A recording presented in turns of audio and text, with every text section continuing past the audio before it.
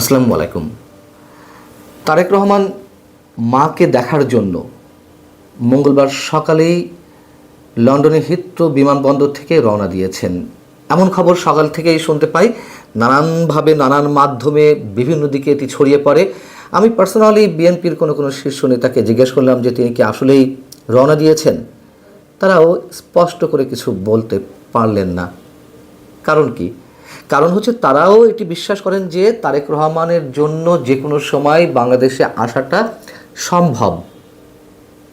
আসলে কি বিষয়টি অত সহজ মনে হয় না।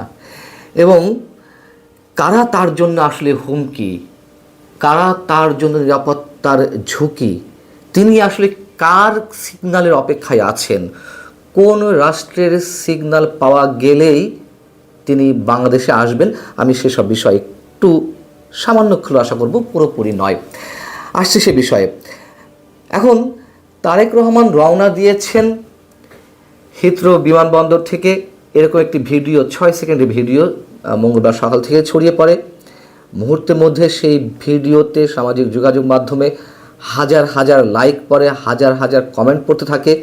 এবং যেই সামাজিক যোগাযোগ মাধ্যম ফেসবুকের যে আইডি থেকে এটি ছড়িয়ে পড়ে, সেটি তারেক রহমানের কন্যা জুবাইদা রহমান নামের একটি প্রোফাইল থেকে, একটি আইডি থেকে এটি ছড়িয়ে পড়ে। কিন্তু দেখা গেছে এটি আসলে ফেক আইডি, জুবাইদা রহমানের আইডি নয়। এর আগেও এই আইডি থেকে, একই আইডি থেকে একটি রিউমার ছড়িয়েছিল যে জুবাইদা রহমান বলছে, বাংলাদেশে আমার বাবা তারেক রহমান এই মুহূর্তে যাবেন না, তার কারণ জামাত নির্ভর এই সরকারকে বিন্দুমাত্র বিশ্বাস করা যায় না। এমন একটি স্ট্যাটাস ভাইরাল হয়েছিল মাঝে, মানে 2 দিন আগে। যাই হোক, এই আইডিটি আসলে বাংলাদেশ থেকে পরিচালিত হয়। আইডিতে প্রায় 2,79,000 ফলোয়ার রয়েছে।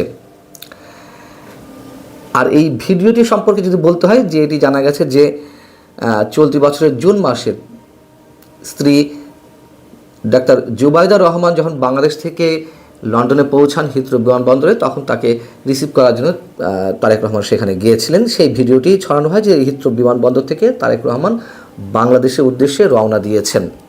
যাই হোক, এসএসএফ প্রসঙ্গে আরেকটু বলতে হয়। তারেক রহমানের ঝুঁকি কোত্থেকে বা তিনি কাদের সিগনালে বসে আছেন সে বিষয়ে যাওয়ার আগে আমরা জানি, এ বিষয়ে আমি নিজেও কথা বলেছি সোমবার রাতে, সরকারের পক্ষ থেকে খালেদা জিয়াকে অতি গুরুত্বপূর্ণ ব্যক্তি ঘোষণা করে তার জন্য এসএসএফ নিয়োগ দেওয়া হয়েছে এবং এসএসএফ কাজ করা শুরু করে দিয়েছে। আমি নিজেও বলছিলাম যে এটি একটা মিস্ট্রি ব্যাপার, যেখানে খালেদা জিয়ার জীবনের নিরাপত্তার ঝুঁকি এই মুহূর্তে ওরকম নেই, তার দরকার চিকিৎসার সর্বোচ্চ ব্যবস্থা, সেখানে হঠাৎ করে সরকার এই ধরনের একটি সিদ্ধান্ত নিল কেন? বেশ হাস্যকর মনে হয়েছে অনেকের কাছে। পরবর্তীতে এসে কেউ কেউ বলার চেষ্টা করছেন যে না, এটি আসলে তারেক রহমানের উদ্দেশ্যেই দেওয়া। তিনি আসবেন, তিনি এভার কেয়ার হসপিটালে যাবেন, সেখানে এসএসএফের সদস্যরা থাকবেন। মূলত এটি তারেক রহমানের উদ্দেশ্যেই এসএসএফ সদস্যদের নিয়োগ করা।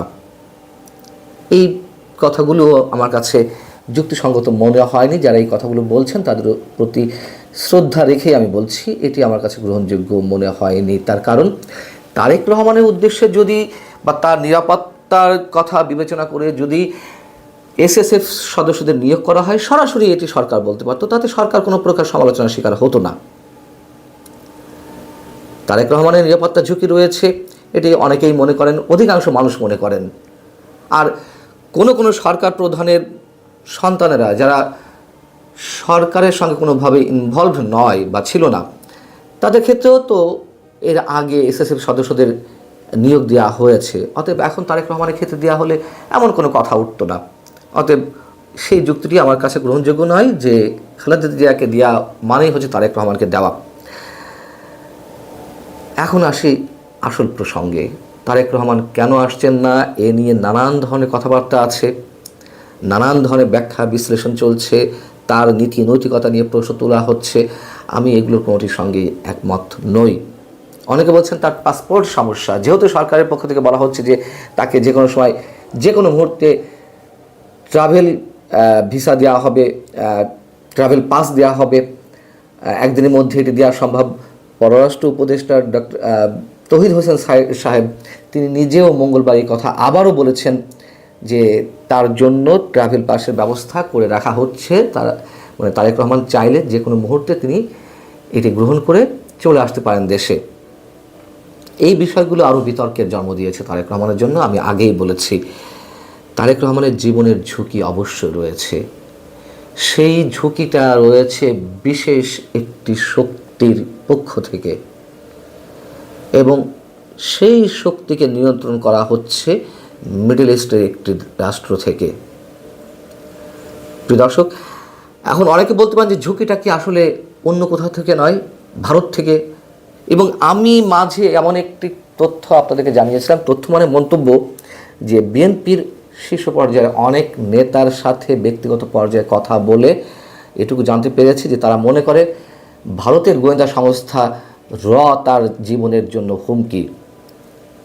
এ বিষয়ে আমি নিজেও কয়েকবার কথা বলেছি যে ভারত এখন কোনো অবস্থাতেই তারেক রহমানকে মারতে চাইবে না, হত্যা করতে চাইবে না, করার প্রশ্নই ওঠে না। তার কারণ আওয়ামী লীগের বিকল্প শক্তি হিসেবে তারা বিএনপিকেই বেছে নেবে, এটা খুবই স্বাভাবিক। উগ্রবাদী কোনো গোষ্ঠী, সাম্প্রদায়িক কোনো গোষ্ঠীকে তারা বেছে নেবে না। তাহলে ঝুঁকিটা আসলে কোত্থেকে? ঝুঁকিটা আমি বললাম যে মধ্যপ্রাচ্যের বিশেষ একটি রাষ্ট্র থেকেই যারা তারেক রহমানের জীবনের জন্য, নিরাপত্তার জন্য হুমকি, তাদেরকে শেল্টার দেওয়া হচ্ছে, সব ধরনের শক্তি যোগানো হচ্ছে। এবং বরং এই কথাটুকু বলতে হয়, তারেক রহমান এখন অপেক্ষায় আছেন। আমি যতদূর জানি তারেক রহমান একটা বিশেষ সিগন্যালের অপেক্ষায় আছেন ভারত এবং যুক্তরাষ্ট্রের কাছ থেকে। বিশেষ করে যুক্তরাষ্ট্র যদি গ্রিন সিগন্যাল দেয় তাহলে তিনি বাংলাদেশে আসতে পারেন, যদি তারা বলে যে তার নিরাপত্তার সম্পূর্ণ দায়িত্ব তারা নিচ্ছে বা তারা দেখবে। কিন্তু সেখান থেকে এই বিষয়গুলো এখনই এই মুহূর্তে ক্লিয়ারেন্স পাওয়াটা এত সহজ নয়। কেন সহজ নয় আর কিভাবে এইসব কথা আমি বলছি, কেন বলছি যুক্তরাষ্ট্র এবং ভারতের কথা, সব কিছু আসলে এই মুহূর্তে খোলাসা করতে চাইছি না। যদি প্রশ্ন করেন যে একজন সাংবাদিক হিসেবে এই মুহূর্তে সব কিছু তো প্রকাশ করা উচিত না, তারেক রহমানের নিরাপত্তার জন্যই বা বিশেষ কারণে একজন সাংবাদিক সব সত্য সব সময় প্রকাশ করতে পারে না। এবং এটুকুই সত্য, বড় সত্য, তারেক রহমান বাংলাদেশ সরকারের উপরেও আস্থা রাখতে পারছে না। ডক্টর ইউনূস সরকার হয়তো সত্যিই তাকে নিরাপত্তা দিতে চাইছে, কিন্তু তাদের উপরেও নির্ভর করতে চাইছেন না।